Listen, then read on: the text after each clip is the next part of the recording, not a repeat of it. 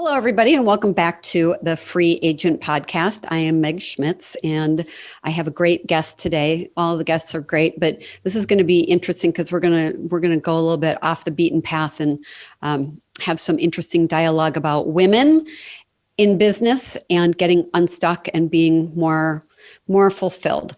So I'll let my guest do the introduction of herself in a minute. Let's just start off with the usual, who are we and what are we doing here? So the podcast is about free agency and taking control over your future. The mission of my show is to share inspiring conversations with real people who took the leap into self-employment, business ownership. Sometimes we talk about franchising, but freedom is what we're really all looking for.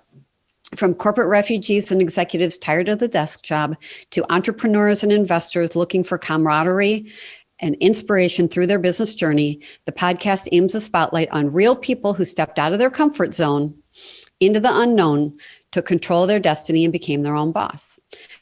So when I talked to Sue Schultz a couple of weeks ago, I was just so excited about doing a later afternoon get together conversation, and we decided that it should be about wine, not wine. So Sue, welcome to the show. Thank you for coming on this afternoon. Thank you for having me.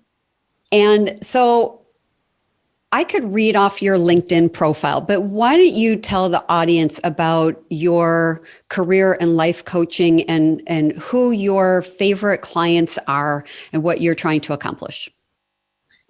Okay, so I started out in corporate, mainly in corporate. I've had other businesses, but corporate in the HR and talent management industry. And while I loved it, really did like what I did, what I was more passionate about was helping women find themselves and their passion and purpose in career and life together, balancing all of it. And so I chose to leave corporate, open up another business, Inspired Integration, and do just that, help women find themselves and figure out why they're stuck. So my ideal client is a woman, although I do have men, but women who are stuck, who want to get promoted or want to start their own career, their own business, or go back into the workforce, but just don't know how. They just don't know how to get started because everything has changed. The world has changed in the last year and a half, and they still don't know how to navigate it. So that's the best client. It is so interesting. The women I'm talking to and the women with whom you are speaking, how many of them should have seen this coming? Yeah. And so what are some of the things tools that you leverage in order to help women recognize what got them stuck? What trap did they fall into? I think we were talking about how long it also takes for them to have this realization and get out of it. Yeah, I start with, we work on a lot about where they come from, what kind of family life they had, what was school like, what was all their first jobs like, what really was dating like, what was any of that like as they were growing up to today. And so we find that they're stuck because of the stories or things that they've been telling themselves. I call them stories. They're limiting beliefs, right? They may have come from getting a divorce, feeling like they're a failure, or they're getting fired, or parents who told them they weren't pretty enough or smart enough or anything like that. So those stories started sometime by the time they were 7, right? And then they grew into bigger stories that they now believe to be true, even though they're not true, right? So we start there and we start working on that. And we then start building from there who they're going to stand for in the future as the new you, so to speak. Because their past we can't change, but there's a lot of good that came from the past that they can use to drive themselves forward. So that's where I start. I start with the you, because if we don't start with the you, career and life won't matter. We'll sabotage ourselves. Yeah, it really it does start at a very early age. When I owned my Great Clips salons in the Chicago area, I remember just even my parents saying, "Oh, Maggie, you could do so much better than owning a hair salon." And then I started, because I owned it, we owned it, my ex-husband and I, built up to 3. So I was doing a lot of the hiring.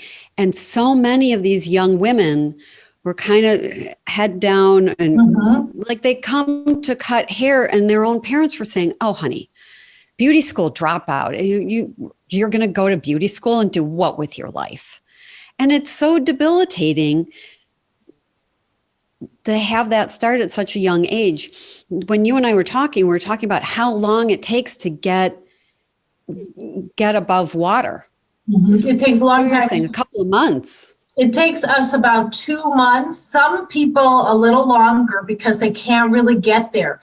So sometimes we start out and there's so many tears because they're starting to figure out that, oh my God, I've been carrying this with me for so long. And then they have to start shedding it. They get to start shedding it, because otherwise that future life that they want, or career, can't even happen because they don't even believe in themselves, right? So how are they going to get where they want to go, right?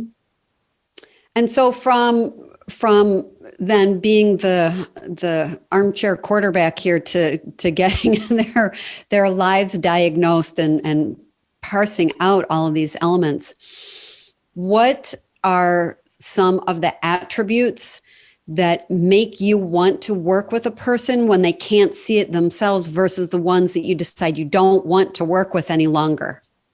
Okay.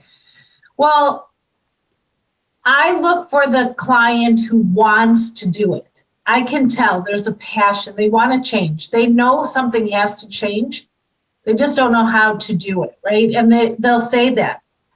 Most of those women also don't even know what motivates them anymore or what they like to do for fun anymore, right? So I look for them because they will grow and they will become whatever they want to become, and they'll be successful, right? People who don't really, and those women actually make decisions quickly. So they'll want to go to coaching quickly. That's the client that's the best, because they're going to work very hard. The one that wants to think about it, oh, could I just think about doing the next call or what? I don't really need them, right? Because they aren't ready. You have to be ready to look at yourself, right? And how you show up and what you think about yourself. You have to be ready, because usually we're not ready because we think we're something else and we're showing up as someone else, but we're really showing up as the person that we're trying not to be. There is for women a lot of that, the facade of who I am is really based on my family, my job, my title, my level of importance. And yet the negative stories, the self-limiting beliefs. Yeah. We need to find a way. I do too, with the people I work with who say, "Oh, I want to own a franchise. I want to take control. I don't want to work for a boss. I want to be the boss." But those voices are still in there that we have to get out. Yep. And it's, for some people, it seems to be an impossibility. And I wonder how much of that is, now that I'm thinking about it, how much of that isn't what you or I do, but it's the voices from their family members. Well, Husband, I know that divorce. with it is all the voices, right?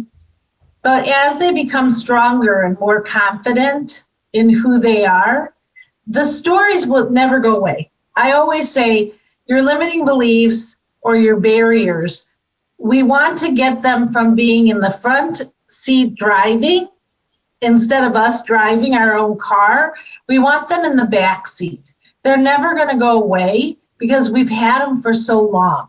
It's using tools to help deal with those stories, limiting beliefs, barriers, whatever we want to call them, and putting them in the back seat and finally taking charge of driving our own car instead of letting all of that drive for us, right? So once they do that, they actually can plan what they want for the future. Most of them at the beginning, until we do that, can't even think about that. They're just like, I don't know what I want. And even if they did, they feel like they can't have it. Yeah. Yeah. Yeah. I don't know who I want to be. And I'm pretty sure I don't deserve to be that person if I did say it out loud. How am I going to get there? I came from here. How am I going to get to there? Well, so you and I were talking about some of those surprise things that happened in our own careers that knocked us down and set us back, you and I.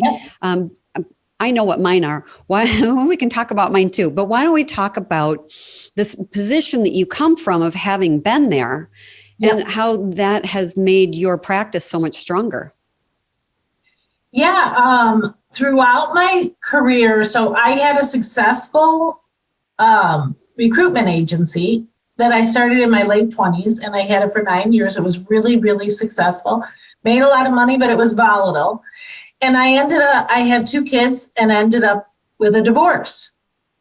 My divorce was with an attorney who was bipolar and narcissistic. So I actually ended up paying maintenance, no child support. And I had to really look at life again, because now I was like, I have 2 little kids, right? Do you want stability for them? Because what's on your plate over the next 20 years is big, right? And so I chose at that time to shift to HR, sell my business, shift to HR, and raise those kids how I wanted them to be raised, right? So when I left corporate, even though, again, it wasn't my passion, but I loved what I did because I still was helping people, right? All along, I wanted to do this career life for women. But life for me happened, right? I mean, I had kids, some issues with kids, just like everybody else.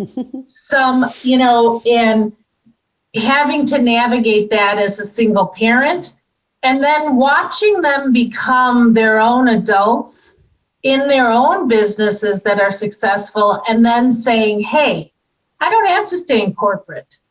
I can make my money in my own business again and do the thing that I want with passion and purpose. So I've had the twists and turns of life. I've had to make decisions on career. And I actually, over the last 15 years, have had to work on self-development also, because I get the same stories that, everyone else gets. You get divorced, you say, oh, I'm not worthy of love. I'm never going to have a man. I'm not worthy of making money. I'm not worthy of doing this. All I could do is this, right? We all do that because it's part of life, but it's how we take that with us on our journey. And so that's what I try to mentor women on, is how you take that with you, good and bad, and on the journey to your future.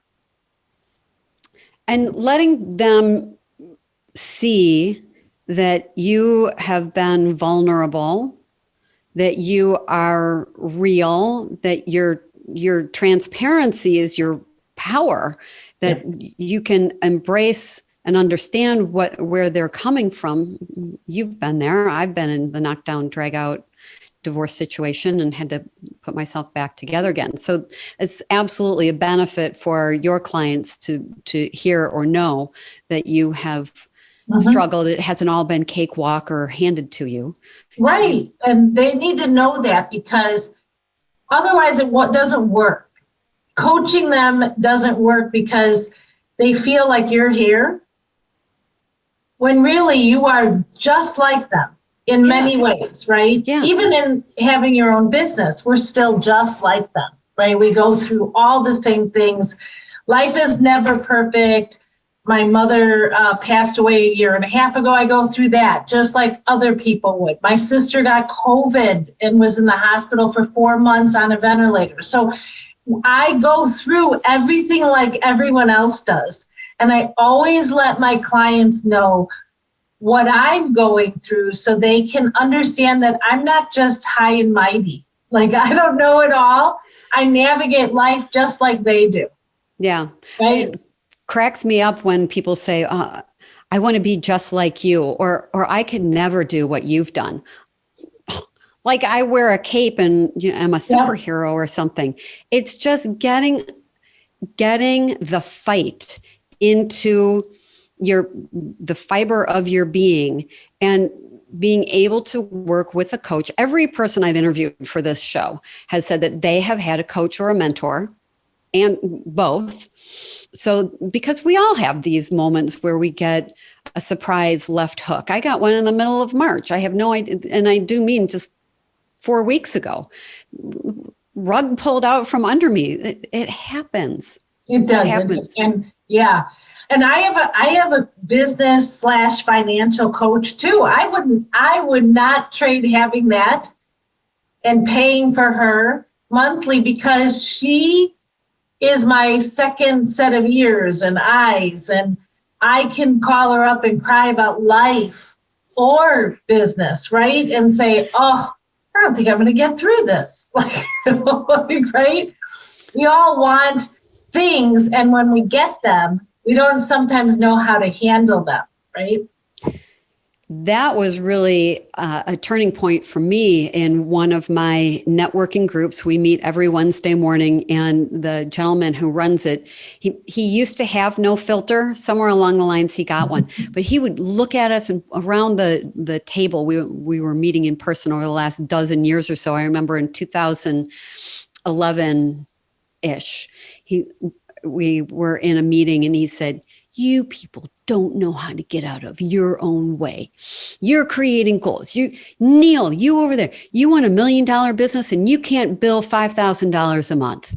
Come on, what the hell's going on around it?" He was great because he was able to shake up people who had this goal, lofty goal, and they're in their own way. To put some rigor. There's nothing wrong with having a big goal, but how are you going to get there? You do need to work with a mentor who will be real with you about what your skills and capabilities are and how to fill in around those so that you really actually can attain that goal. And push you to go further than your goal, right? That hairy, audacious goal we all talk about, right? Pushing you to go further, right? Because we all tend to go here. Right? And if you have help, you're going to go further, right? I'm a firm believer in having as many people in your circle, tribe, whatever you want to call that, to help you get where you want to go. Because I don't believe we can do it alone. I mean, you can try, but it takes forever, and usually we give up before we get there, right? So you need more. You need a mentor or somebody. And so I heard a good line recently that you don't build muscle by thinking about it. You build muscle by doing the activity that leads your muscles to grow. And at some point, then you will know when you've hit your goal, what you're weightlifting, what your number of minutes. So many of us get to that, all right, I'm going to work out for 45 minutes. And you look down and you go, yeah, 37 minutes is enough. No, it's not. You didn't build enough muscle. You need to get the resolve to get to not 44 minutes and 11 seconds, but 45 and a half minutes, 47 minutes, 50 minutes. That's those little incremental increases are what get you to that bigger goal. Mm-hmm.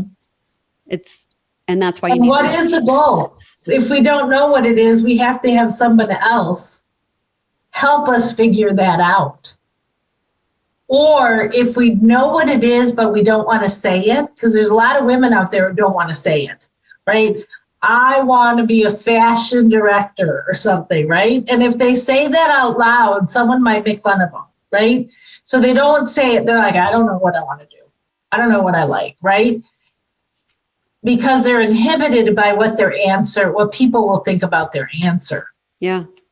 Yeah. Well, oh gosh, Lady Gaga was told how many times that she was never going to make it. She didn't know how to sing. She's never going to have a song on the radio. And hello, Yep. here she is. I'm a big one based on that mentor, Chad, and walking through guided exercises that allow silence. Sometimes you just need to be silent. Sometimes you need to be in a place of solitude. You have been through a divorce, and so have I. How many people volunteered their opinion about what you should or shouldn't do? Oh, right. I never liked him from day one. That was my favorite, right? Really? You couldn't have said something? Like, you might have saved me, right?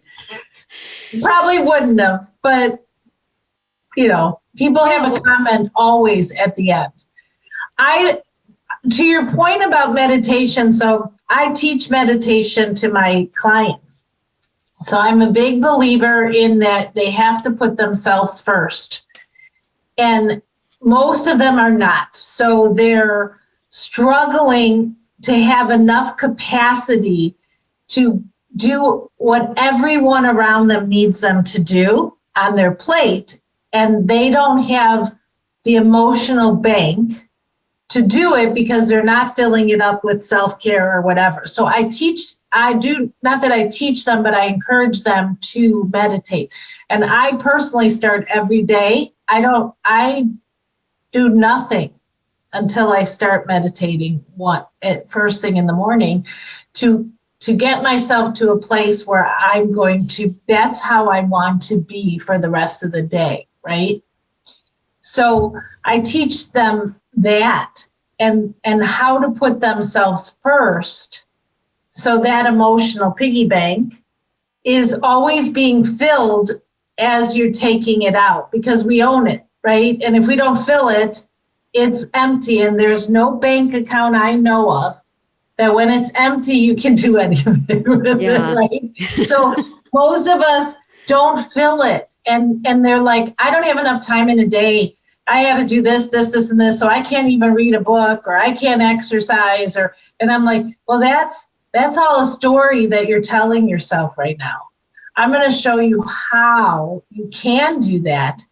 Have your career, have your life, have whatever you like to do for fun, and still take care of everybody else around you. It is so fascinating. A couple of weeks ago was part of a panel discussion. One of the other gals who was a presenter was talking about time management, and she was having us put activities into the green, yellow, and red categories. What are the time sucks? What are the time? That's the red. Yellow is questionable, and green is nurturing, fulfilling, satisfying, success-oriented activities. And she made a comment that I thought was really interesting. And that is, if you have an activity that comes into the green category, it's income-generating activity. It is self-care activity. Those are non-negotiable times that you put into your calendar. And let's just say it's doing a 45-minute or an hour Pilates class, and a client calls, or your kid gets sick, or you have to trade that time. You need to find another non-negotiable time during that day, non-negotiable activity time, so that family is obviously non-negotiable time. It must be done. But then you have to go back and fill another non-negotiable slot with self-care. To your point, it doesn't come from nowhere. If there's no bank account that is worth drawing off of if there's nothing in there. Yeah. I love her, green, red, yellow. I do the rocks, pebbles, sand thing with my clients. The majority of the clients, I always do it as a group coaching call, but I the majority have these goals in their head, these big lofty goals, right? Which are supposed to be your rocks. But they do no work on the rock. They are in the pebbles and the sand all day. And when I do that exercise with them in that class, they are like, oh God. And I'm like, how can you get any of those goals? Because you aren't even in the picture. You haven't even given yourself an hour a day. Out of 24 hours, you haven't given yourself 1 hour. Not even 10 minutes you've given yourself.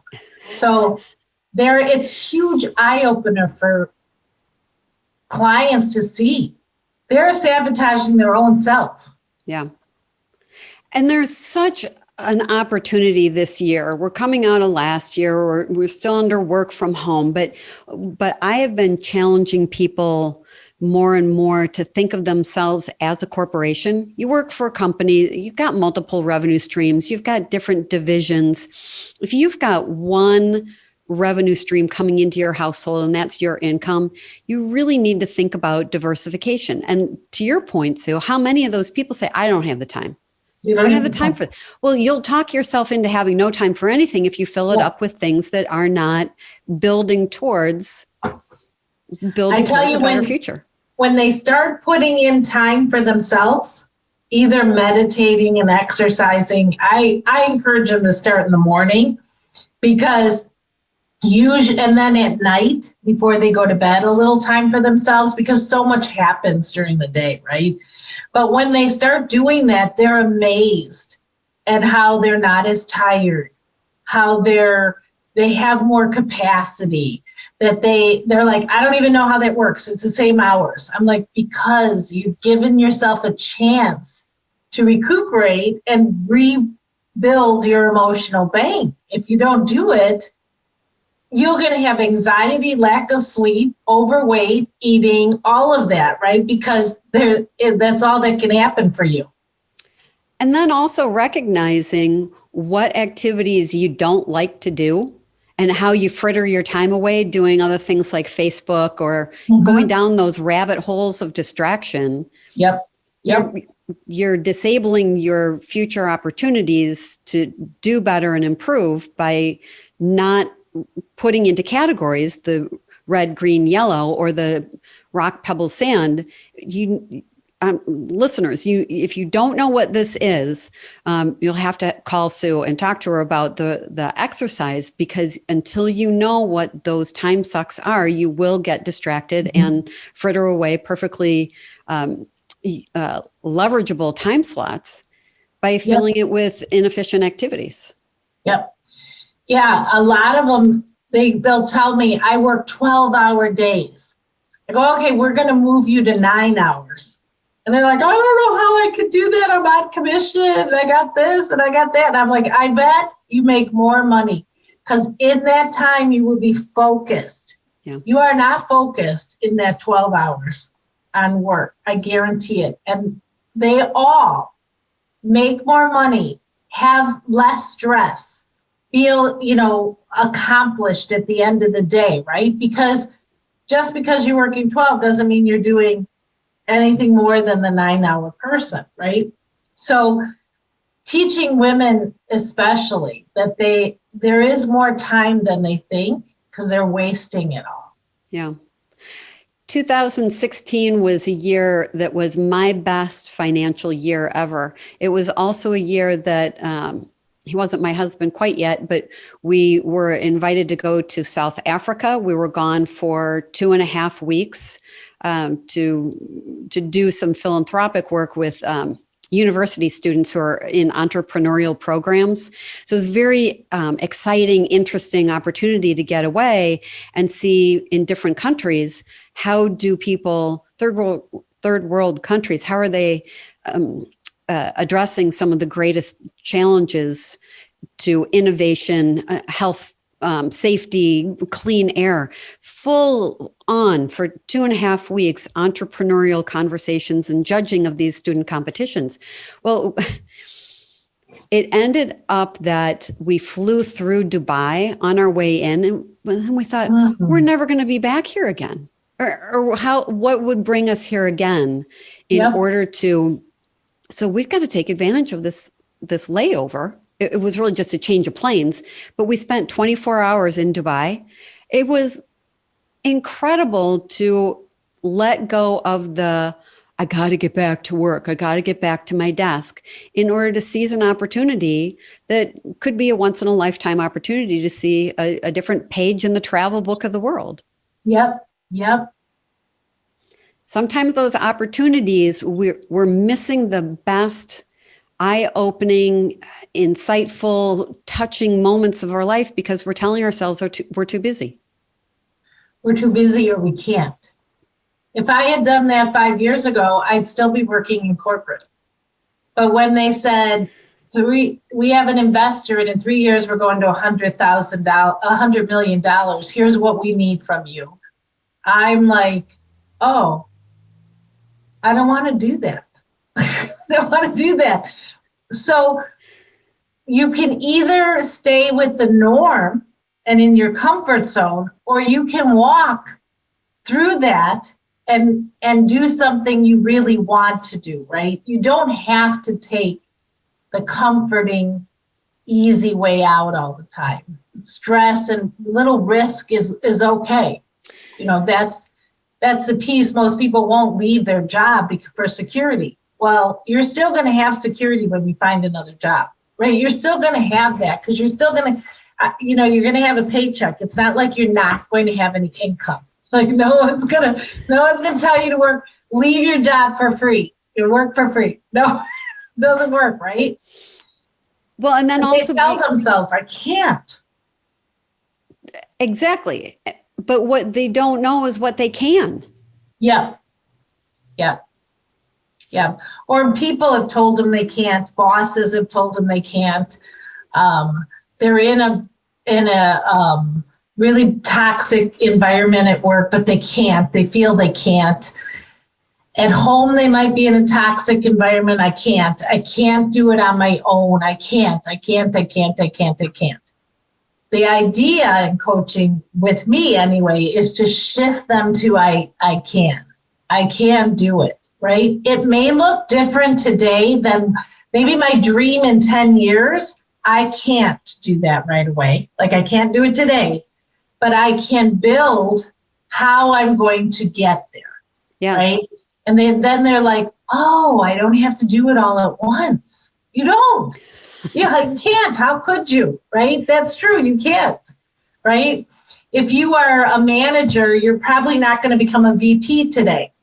So you got to put those things in place. I'm going to be the manager, and then I'm going to be the director, and then I'm going to be the VP, and I'm going to get all this experience or this education that I don't have, right? Because you got 10 years to do it. Do not have to do it today. So my question for you is, can you talk to us about a real life example? Because I think a lot of people listen to this kind of thing and say, well, I'll never be that. I couldn't do that.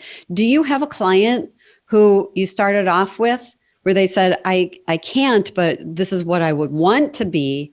And then you saw them evolve into exactly what they had projected? Yeah. I have a few, but I'll use, I have one that's in corporate, right?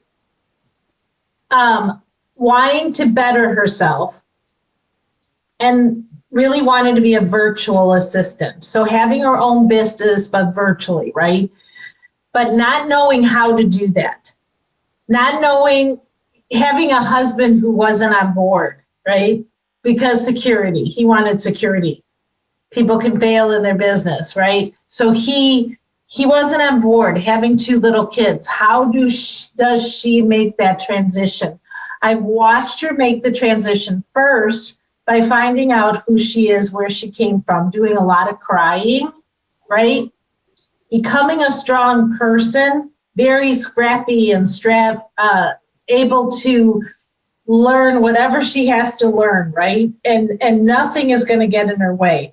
Working that job, raising her kids during COVID, because now they're not in school. She's remotely teaching her first grader and then has a 4-year-old. working remotely on the one job, trying to make the business go. We are now 6 months in. She has enough clients that on June 1, she has to give a 30-day notice at her job, but June 1, she will not be working that job. She will be totally into her virtual assistant job. Now, it is a transition of same income right now, but she's moving, right? But in the beginning, 6 months, she's like, I don't know how, I can't do it. I don't know how we'll make enough money. I don't have the support behind me in my household. I don't have this, I don't have that. And now she's like ready to get it, ready to move. And she has support in the household now, right? Because he's now a believer, right? But she navigated that for 6 months without having that and raising children remote. Yeah, it's not that it's easy. None of it's easy. But if you really want something, I personally think you can have it. You have to just figure out a way. And again, that's why someone should work with you. And for anyone who's listening, this is just such a powerful and meaningful story. And it happens. Sue sees it all the time. I see it all the time where people present themselves as I can't. And after a couple good brain sessions and tearing down walls, and again, tears or whatever it might be. And I have had grown men cry. It's not just women.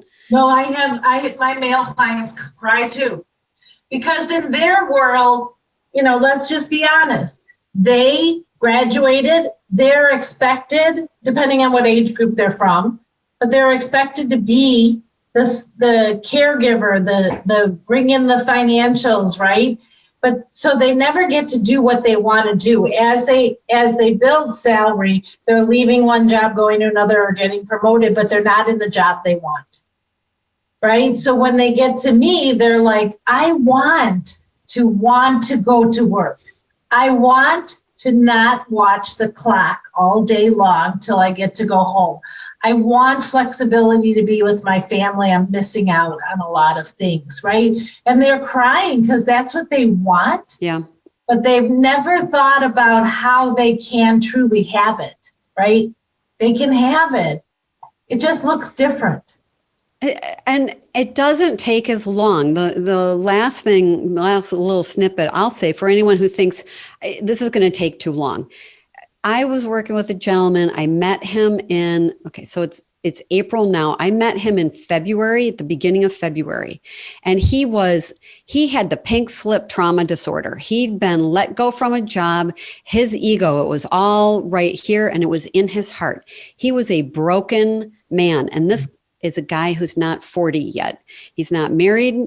He's got a girlfriend, but everything about his job defined him. And when that rug was pulled out from under him, he couldn't even have a conversation with me about never wanting to go back to corporate America and owning his own business because he was still too shattered. The fragments were. So I had one call with him that was more or less just a coaching call. Let's break it all down. Who were you there? But who did you mourn the loss of more? Was the guy he really wanted to be. And so not even 1 month later, and I'm not making this up, he had gone from the job defines me to, I've had this side gig of being a real estate agent. Last weekend, he had 9 listings with offers that were accepted, 9 in one weekend. And that's no world record in this particular market.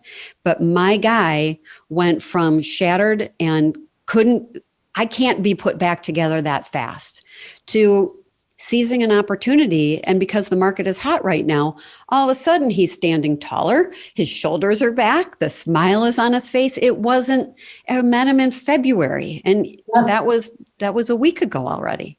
It doesn't take long. It's just the light bulb has to go off that says, I am worthy of this. Once that happens, and for some clients, it can be in a month, it could be 2 months, it could be 3 months, but it happens and they still have to work at it. But once it happens, everything happens for them. And I don't know if you do, but I believe in like manifesting and all that. And if they start believing in themselves, they can manifest that life. Yeah. Or that 9 houses, right, for sale or whatever he did. So I think that is the that's the key, is confidence coming out of that. I am only the VP of HR, like when I was in corporate. That's all I am. That's all I could ever be, right? But that's not true. We aren't a title, right? It all gets stuck in here. It does. And in those stories. We're all interesting, multi-dimensional people who have so much more to offer than what you're going to put in your LinkedIn or your resume or what your boss can see or what your family is telling you you can or cannot do. There's so much more. And so in closing, Sue, I want you to give people direction to your website and or other contact information, because this is vital, important stuff that people who are in a negative spin right now need to talk to you in order to get to where you are and where you're leading your clients. So where can people find you? So you can find me on inspiredintegration.org. That's the website. So inspiredintegration.org. Or you can go to LinkedIn and look for me under Inspired Integration or Sue Schultz. And there's always places where you can connect with me on the website, as well as in LinkedIn. Or I'm always doing videos and some kind of inspirational thing on Facebook, Instagram, or LinkedIn. You can always comment it and say, Sue, how do I get in touch with you? And we will get to you. So we start with a get to know you call, so I can see really where you're at. Yeah. And this is a great thing, I think, about your business and your practice as well as mine. We're not surrounded by an office full of handlers and people and assistants. When someone gets a hold of Sue or me, when people get a hold of Sue, you're working with Sue. So all this lovely energy and the smile and that crazy wicked laugh of yours, that is what I got that wicked laugh, I know. And that's the real value proposition here, is you get that one-on-one attention from Sue. And it has just been delightful to have this time with you today. So Thank you for making time at the end of your day. And then when you do get an opportunity to have a glass of wine, see, I poured myself that much so I wouldn't get out of control. I'm going to have one, but